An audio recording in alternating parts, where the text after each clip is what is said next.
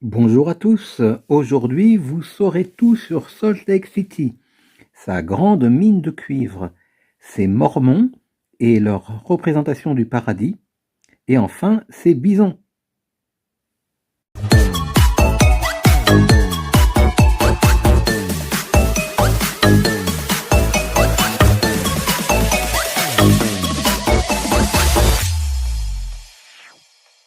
Bonjour à tous. Coucou! Alors nous remontons l'état de l'Utah et cette remontée passe presque nécessairement par Salt Lake City qui est à peu près au milieu de l'état et en tout cas sur les routes traversantes principales. On ne sait pas ce qu'on va trouver quand on s'engage vers Salt Lake City, on sait juste que c'est la capitale de la religion mormone. Et effectivement, on va approfondir ce sujet rapidement. Mais auparavant, on se fait une idée de la ville simplement en circulant dans les avenues, les boulevards qui nous mènent vers le centre et on découvre une ville très agréable, surtout très bien finie, avec des quartiers résidentiels calmes, pas spectaculaires, mais qui dégagent le sentiment d'une sorte de qualité de vie, de tranquillité. La ville est entourée de montagnes, c'est assez singulier, presque où qu'on regarde, on voit les sommets enneigés à 360 degrés autour de nous. Et dans une de ces montagnes est taillée l'une des plus grandes mines du monde, mine à ciel ouvert. En l'occurrence, il s'agit d'une mine de cuivre, qui est peut-être la plus grande du monde. On ne sait pas parce que certains disent que c'est la plus grande, d'autres non. Alors elle doit l'être à certains points de vue, peut-être du point de vue de la quantité totale extraite ou de la quantité extraite l'année dernière, je ne sais pas.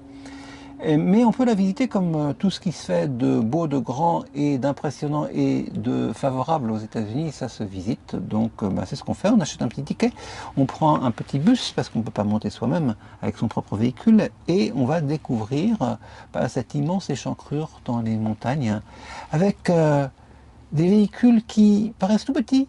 Et puis quand on les regarde à la jumelle ou à la longue vue, on s'aperçoit qu'ils sont immenses en fait, par comparaison avec la taille des individus ou des véhicules de taille normale qui sont juste à côté.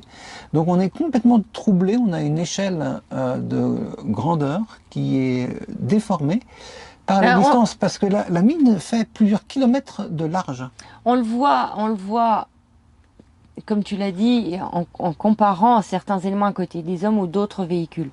Mais surtout, c'est quand on voit le pneu. Le pneu fabriqué par Michelin, Cocorico, spécifiquement pour les engins qui travaillent dans cette mine. Et là, on se rend compte que effectivement, ce qu'il y a au-dessus, c'est complètement gigantesque.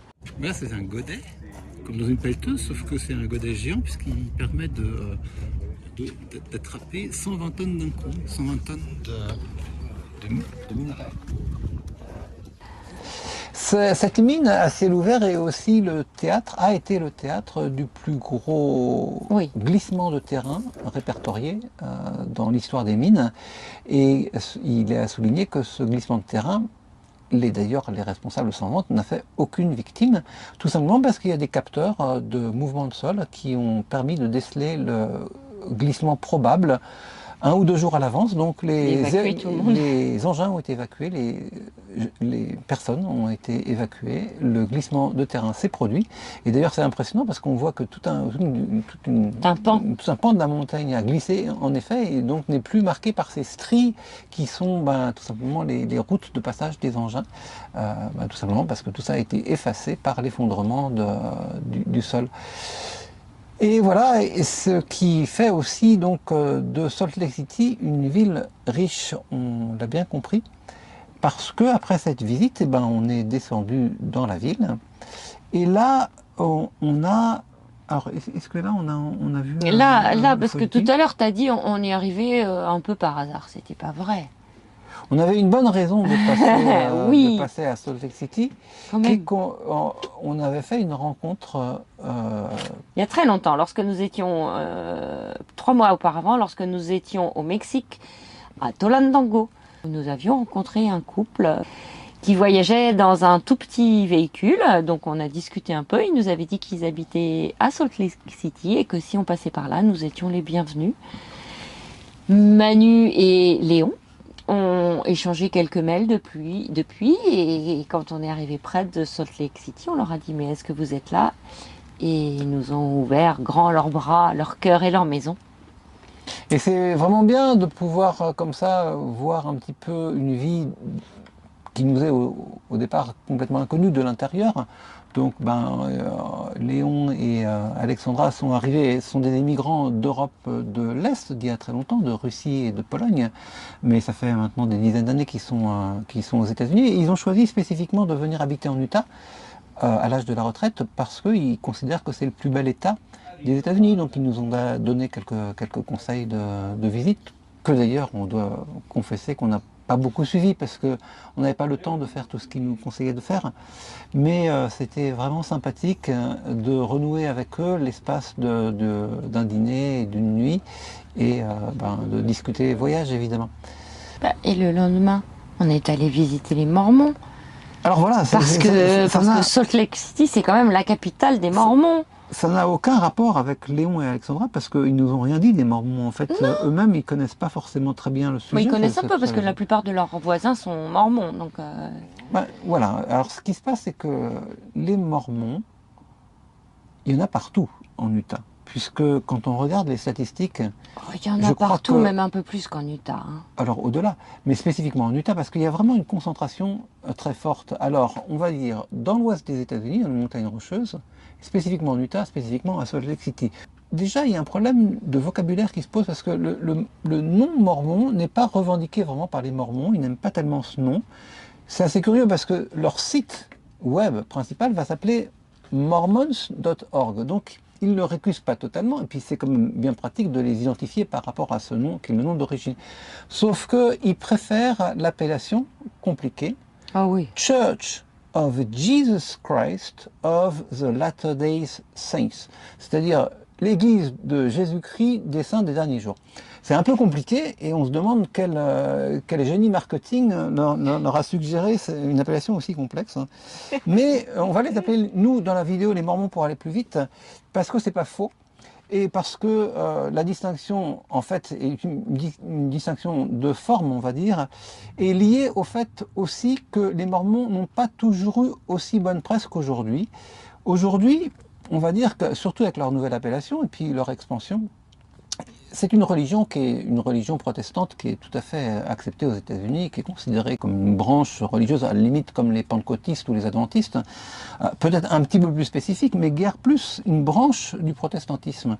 Mais à l'origine, et surtout, pas tout à fait à l'origine, mais un peu après l'origine, c'était plutôt vu comme une secte, et en particulier parce qu'il se posait la question de la polygamie. Il se trouve que le fondateur du mouvement religieux lui-même pratiquait la polygamie et l'avait conseillé, l'avait étendu au-delà de pratiquer lui-même, l'avait étendu à l'ensemble des fidèles. Et il reste une poignée de fidèles qui sont restés sur cet enseignement d'origine, on va les appeler un peu les fondamentalistes, qui continuent de défendre la polygamie, mais ils ont été un petit peu mis de côté par l'église principale. En vérité, cette église mormone, elle a connu des schismes successifs et des schismes très rapidement, dès après la mort, et même, je crois, avant la mort du fondateur du mouvement. Et ces schismes se sont produits, d'ailleurs c'est un parallèle assez curieux, comme en islam, au sein de la famille même du prophète d'origine, puisque l'ex-femme et le fils du prophète, Joseph Smith, ont créé un schisme. Alors nous, on n'avait pas trop d'idées sur la question, et d'ailleurs il faut peut-être spécifier de quel point de vue on parle. Je ne sais pas si c'est très utile, mais nous on parle, enfin en tout cas moi je parle du point de vue d'un non-croyant et de quelqu'un qui est critique des religions révélées. Donc j'ai un point de vue totalement extérieur. J'ai à la limite une curiosité presque amusée au départ pour l'objet mormon, et c'est de là que je parle. Je ne sais pas si parmi nos fidèles spectateurs, il y a des mormons, qui sait, peut-être, et on les salue amicalement. Oui. Mais on va dire que nous, on n'a pas franchement été convaincus par le dogme mormon, mais on a quand même vu des aspects positifs à cette religion. Alors comment est-ce qu'on l'a abordé? Si vous voulez, il y a les États-Unis, il y a l'Utah, il y a Salt Lake City, et au centre de Salt Lake City, il y a une sorte de quartier hyper religieux, si on veut, parce qu'il y a presque que des édifices qui sont d'abord dédiés à la religion mormone, ou alors périphériques, mais très proches, très liés. Par exemple, il y a des banques qui sont des banques dont les intérêts sont directement liés au mouvement mormon, qui sont juste là. C'est des tours, comme dans un centre d'affaires, comme on verrait la skyline de n'importe quelle grande ville américaine, sauf que, en fait, tout tourne un petit peu autour des Mormons à Salt Lake City. Alors, on va quand même vers le plus grand temple qui, en principe, se visite, et on est un peu déçu de voir ce temple entouré de palissades, parce que depuis plusieurs années, en fait, il est en restauration.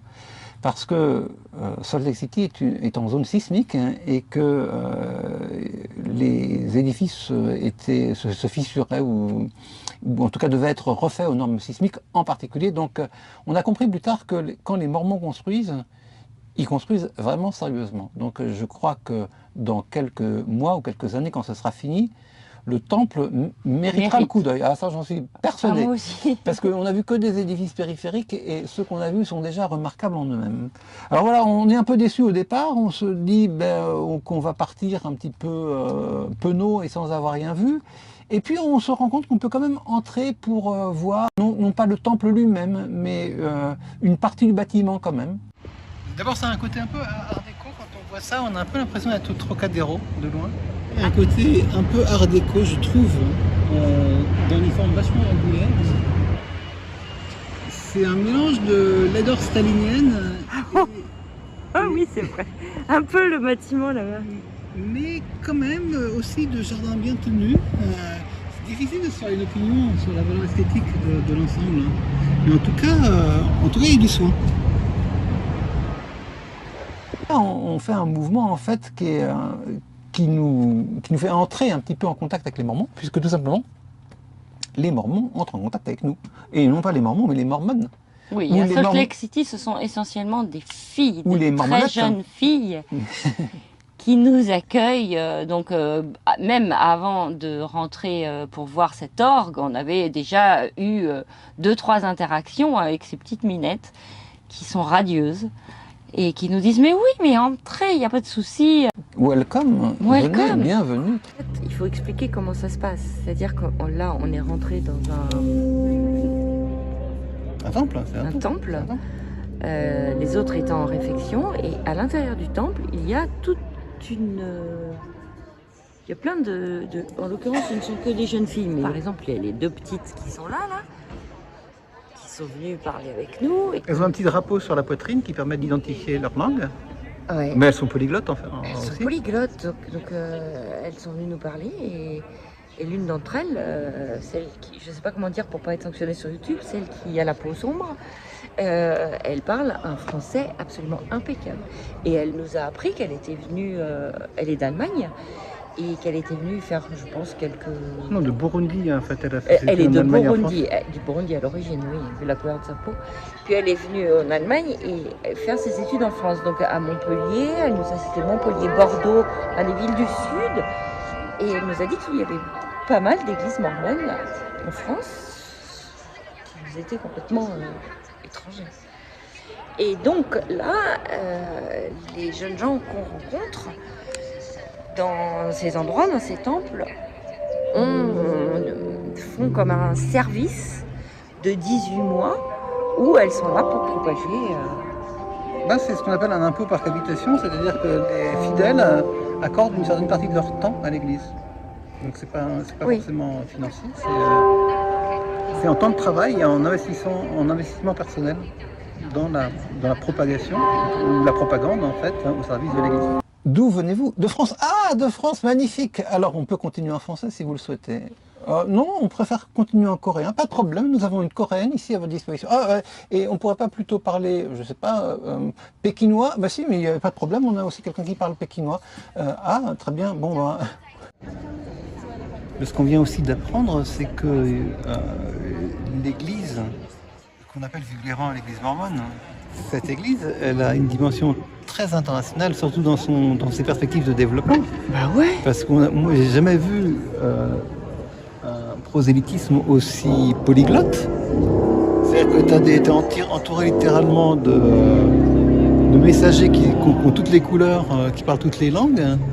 Donc c'est à peu près l'opposé de ce qu'on pourrait imaginer quand on imagine, par exemple, les Amish, qui sont très centrés sur un état donné. Les Mormons, ils sont quand même presque tous dans l'Utah. presque tous. Au-delà de l'Utah, ils sont dans le monde entier. Donc c'est assez surprenant. Et on a là des couples, parce que ce sont des couples de jeunes filles, qui sont en service en fait. Ce qu'on a découvert, c'est que les fidèles, parmi les plus impliqués dans la vie du mouvement, consacrent une partie de leur vie à, alors non pas à la prédication, mais au prosélytisme. Et ça fait partie de leur... Ils se définissent comme missionnaires. Une partie de leur vie, ils sont missionnaires, donc ils sont une partie missionnaires. Une partie de leur vie. Ah oui, de 2 ou 3 ans. Quoi. Ce qui est beaucoup, c'est le moment où ils sont dans la fleur de l'âge, où ils pourraient faire des études supérieures, ou bien fonder une famille. Ou bien la teuf à fond, et ben non. Donc ces missionnaires, parce que ce sont des missionnaires, nous abordent dans n'importe quelle langue. Oui, c'est vraiment impressionnant. D'abord pour souhaiter la bienvenue, pour pas avoir un discours immédiatement prosélyte du type inscrivez-vous à l'église mais même jamais. Sauver. Ça ne s'est pas arrivé une seule fois. Non, plutôt pour nous décrire ce qu'elles font, pour nous expliquer qu'elles sont missionnaires, qu'elles sont elles-mêmes illuminées par la présence de Jésus. Oui, c'est vraiment leur terme. Et qu'elles nous invitent à nous ouvrir aussi, éventuellement. Oui, elles nous disent, mais entrez, peut-être que vous aurez la même révélation que moi j'ai eue. J'ai ressenti un truc, j'avais des frissons. On a essayé le lendemain, on n'a pas eu de révélation encore. C'est marrant. Ils ont vraiment, ils sont habités. Évidemment, de l'extérieur, ça fait un peu sectaire. Quoi qu'ils soient très ouverts, donc c'est pas sectaire au sens de la fermeture. C'est sectaire au sens de l'illumination qui les habite, qui semble les habiter. Qui semble les faire vivre dans une réalité un peu alternative pour nous. Et alors, dans le temple dans lequel nous sommes, il y a... Il y a des grandes orgues qui sont parmi les plus fameuses du monde apparemment. Et ce qu'on remarque aussi dans le temple, c'est qu'il semble y avoir une grande importance accordée au visuel parce que il y a une pente qui permet, et une partie des sièges sont en balcon. Donc il y a une très bonne vue centrale sur ce que nous on appellerait l'autel. Il doit y avoir le prédicateur. Et il y a aussi une importance accordée à la musique, manifestement, avec cet orgue monumental. Par contre, il n'y a pas d'icône. Aucune icône. Il n'y a pas de croix. Et aucun vitrail. Il n'y a pas de croix, il n'y a pas de... Christ, il n'y a pas de Vierge, il n'y a pas de... Non. Comme on a affaire à des très jeunes filles, et sans vouloir leur faire injure, on n'a pas l'impression qu'elles soient super bien construites au plan doctrinal, et en particulier en matière de philosophie, elles n'ont pas l'air de connaître grand-chose, mais par contre elles sont vraiment imprégnées juste presque de l'expérience mystique qu'elles ont, elles, à lire les évangiles, parce qu'elles se réfèrent en permanence à la Bible, donc Ancien Testament et Nouveau Testament. Et on va dire que ce qui caractérise un petit peu l'Église mormone, c'est que, ils acceptent l'Ancien Testament, le Nouveau Testament, ils sont très inclusifs, mais simplement ils ajoutent quelque chose. Ils ajoutent un nouveau prophète, et c'est pas Mahomet, c'est Joseph Smith. Alors, qui est Joseph Smith? C'est quelqu'un qui a vécu, je crois, au XVIIIe siècle. Qu'ajoute Joseph Smith aux évangiles?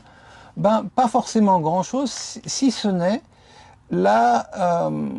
en quelque sorte, la rénovation du message de Jésus, qui est un message d'espérance et de résurrection. Après, les valeurs, on va dire, en termes de dogme pratique, les valeurs prônées sont extrêmement simples et compatibles avec les protestants.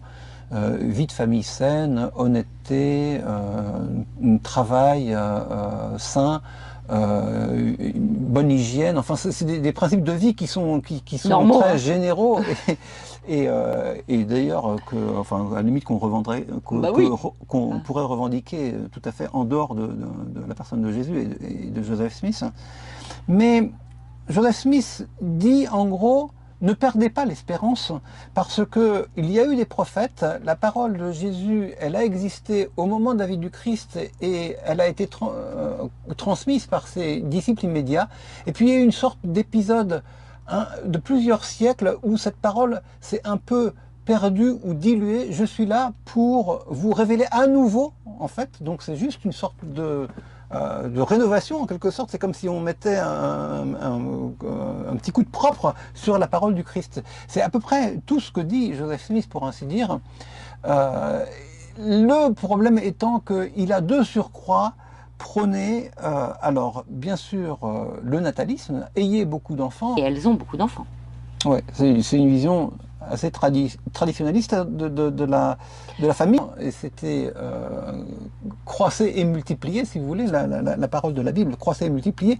Mais en l'occurrence, assorti de la polygamie. Et c'est là que ça s'est un petit peu heurté avec les pratiques occidentales, hein, et avec un petit peu la vision tirée des droits de l'homme, d'égalité entre l'homme et la femme, parce que qu'est-ce que la polygamie, si ce n'est une égalité fondamentale entre les deux sexes. Par contre, ils ont abandonné la polygamie, pensant sans doute à raison que c'était invendable de toute manière dans le contexte actuel et que ça les condamnait à la marginalité. Le divorce, tu leur as posé la question quand J'ai posé même. la question sur le divorce, oui. Pour savoir en fait comment, par rapport à un problème, on va dire, de société contemporain, quelle était la position officielle de l'Église. Et évidemment, ils ne sont pas favorables au divorce en tant que phénomène. Ils le regrettent, mais ils l'acceptent Oui. comme parfois un moindre mal, j'imagine. Et on va dire que, de toute manière, chez un mormon, ce qu'il faut comprendre, c'est que rien ne peut éteindre l'espérance en Jésus. On a l'impression qu'ils auraient tous les malheurs du monde, malheurs sociétaux, malheurs économiques, je ne sais pas, malheurs climatiques, qu'ils continueraient de toute manière de radier parce qu'ils ont une telle espérance en la vie éternelle promise par Jésus-Christ que de toute manière c'est ça qui domine. Tout s'apprécie, y compris le divorce par exemple, tout s'apprécie à cette aune-là. C'est malheureux, mais c'est pas grave car Jésus nous sauvera. En gros, c'est ça le message. Et il faut bien comprendre que la promesse de la vie éternelle, c'est une promesse qui est assez concrète chez eux. D'ailleurs, on voit souvent représenter des personnes dans des atmosphères un peu paradisiaques. Alors on voit des auréoles, on voit des lumières, Ouais. et on entend de la musique céleste, etc. Et c'est vraiment la clé de tout. La foi des fidèles est assurée par une promesse inébranlable dans la vie éternelle. C'est-à-dire que la clé de tout, la clé de voûte en fait, de tout l'édifice mormon, c'est quand vous mourrez, Jésus vous accueillera. Et vous allez Et retrouver non tout le seulement Jésus monde. vous accueillera, mais il accueillera aussi votre famille et vos proches, et tout le monde sera réuni dans une sorte de bonheur permanent. C'est ça la clé de voûte de la religion. Alors, comme nous n'avions pas pu visiter le bâtiment principal qui était donc en grosse rénovation, nous sommes dirigés vers le centre de conférence qui nous avait été conseillé par des personnes qui travaillaient dans un petit musée non loin de là. Bon là, c'est le centre de conférence. On va juste jeter un petit coup d'œil. Et nous y sommes allés sans grand espoir de voir quoi que ce soit d'intéressant. Eh bien, on a été détrompés parce que après le hall d'entrée qui se présente comme un hall très bien fini, bon, la bonne finition, on est habitué avec les Mormons, mais sans rien de particulier, nous avons pénétré dans le grand auditorium. Et là, c'est vraiment très très surprenant de voir à quel point cet auditorium est bien construit et vaste. Et j'ai été subjugué personnellement par l'impression de majesté que cette salle dégageait. Il y a 21 000 places assises, ce qui en fait l'un des plus grands, ou peut-être le plus grand hall de concert du monde ou des États-Unis, selon la façon dont on compte. Et surtout, il n'y a aucun pilier intermédiaire. C'est construit entièrement d'une pièce pour donner un sentiment de communion de tous les fidèles avec les personnes qui sont sur scène, les prêtres ou les musiciens. Et donc, c'est vraiment une prouesse architecturale très impressionnante. C'est vraiment très impressionnant au plan architectural et au plan structurel. Au plan presque de l'ingénierie, si on veut, de la construction, parce qu'on n'a pas de pilier intermédiaire. Ça veut dire que sur une portée, bon, il faudra regarder, mais à vue de nez, 80 mètres peut-être, on n'a pas de support intermédiaire, c'est absolument hallucinant. Et en plus, avec un arc. Ouais. Et la fille qui nous a la description nous a dit qu'on pouvait encore marcher sur le toit, et qu'il y avait même des arbres qui poussaient sur le toit. Donc au niveau du transfert de force, je ne sais pas comment ça marche. Et effectivement, comme on a pu le voir sur un petit plan qu'on a trouvé dehors, eh bien, on peut marcher sur le toit et il y a même un aménagement sous forme de parc qu'on peut parcourir à pied. Il y a là des parterres de plantes et des arbres qui sont plantés. C'est tout à fait étonnant. Et pour terminer sur ce chapitre mormon, comme on ne pouvait pas voir le temple principal à Salt Lake City, on a cherché à savoir quel autre temple on pouvait aller visiter. Et il s'avérait qu'on a eu là beaucoup de chance, puisque le lendemain, il y avait l'inauguration d'un nouveau temple à une vingtaine de kilomètres de Salt Lake City. Donc nous y sommes allés avec Oscar. On a été super bien accueillis comme à chaque fois. Et on faisait quand même un peu tâche parce que tout le monde arrivait dans sa berline et son 4x4 et nous on avait Oscar sur le parking, donc tout le monde nous regardait avec curiosité pour le coup. Tout le monde avait revêtu ses plus beaux habits du dimanche, cravate, chemise, costume, très belle robe pour les femmes, etc. Et nous on était avec nos crocs et nos habits de tous les jours parce que de toute façon on ne savait pas ce à quoi s'attendre.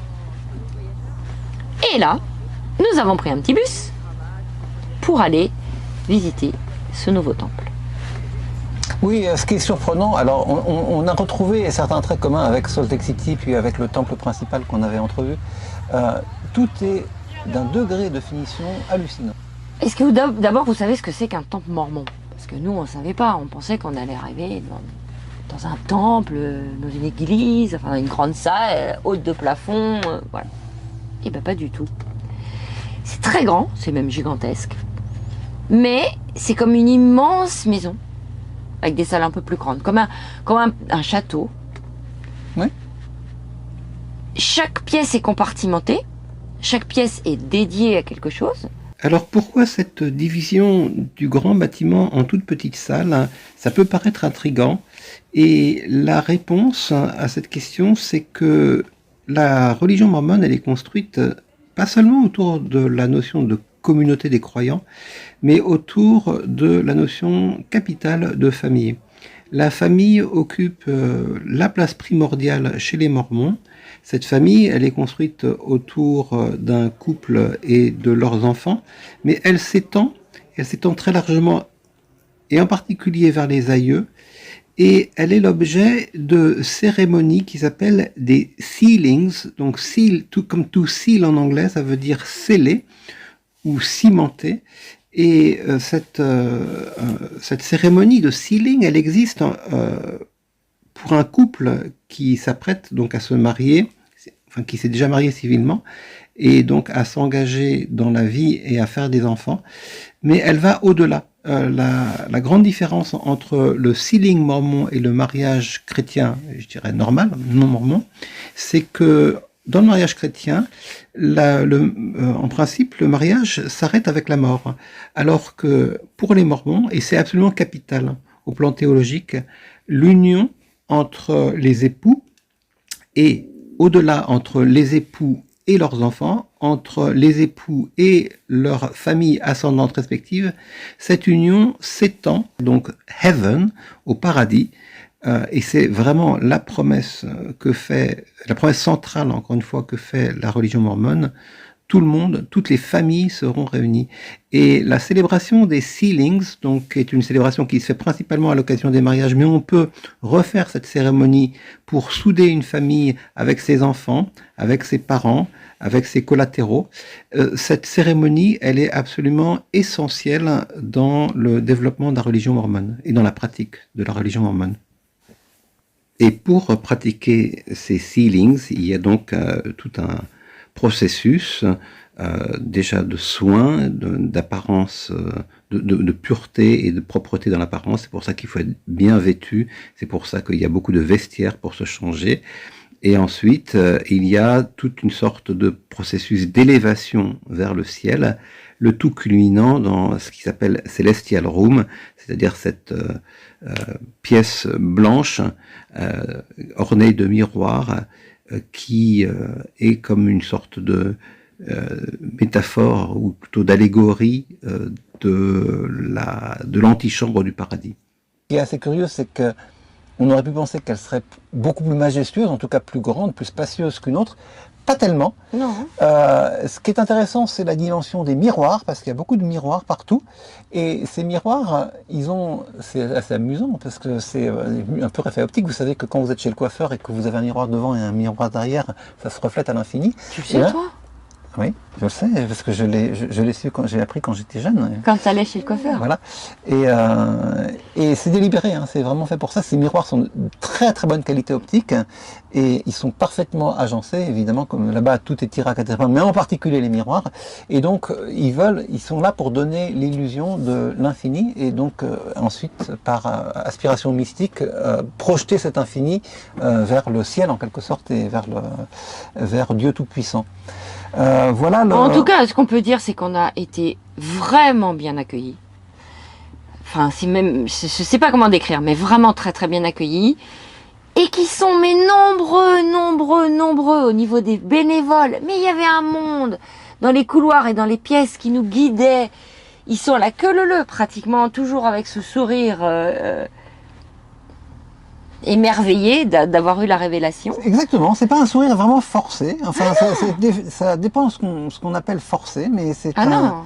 En tout cas, on sent que si c'est un devoir pour eux, le prosélytisme, ils le revendiquent intégralement, c'est-à-dire que ça fait corps avec leur personne et on n'est plus tellement capable de dire s'ils le font librement ou pas, en fait. C'est en tout cas en eux, cette envie de partager, d'inviter et de propager la bonne parole. Et voilà qui conclut peut-être sur sur notre visite chez les Mormons. Et puis, il était temps de repartir vers le nord et vers les parcs animaliers Yellowstone. On s'est quand même arrêté en cours de route parce que au bord de Salt Lake City, qu'est-ce qu'il y a? Il y a un lac, c'est pas étonnant, c'est dans le nom. Un grand lac. Avant de reprendre la route le lendemain, on y a passé la nuit. Oui. Un grand lac quasiment asséché, donc c'est un lac salé, je pense, à vérifier, mais ça a tout l'air d'être un lac salé avec des... Surtout qu'il s'appelle Salt Lake. Ah oui, Salt Lake. Je pense qu'il est salé, Manu. Non mais c'est ce genre de lac extrêmement étendu, mais de faible profondeur, qui dépose des sédiments et qui donne des couches de couleurs comme ça quand on le regarde au loin. Et il y a une route qui permet de s'aventurer sur une sorte de presqu'île sur le lac, et c'est là qu'on a passé une soirée. Qu'on a vu nos premiers bisons. Et qu'on a vu nos premiers bisons, voilà. Et qu'on a vu aussi, il faut souligner, nos premières centaines de colonies de moustiques. Oui, qui ne nous lâcheront plus à partir de maintenant. Voilà, donc c'était presque une introduction à ce qui allait suivre dans les semaines précédentes et dans les semaines suivantes. Dans les semaines suivantes, pardon, et singulièrement pour vous la semaine prochaine avec notre entrée par le sud dans le parc de Yellowstone. Ciao, ciao! À la semaine prochaine. Bonne semaine à tous.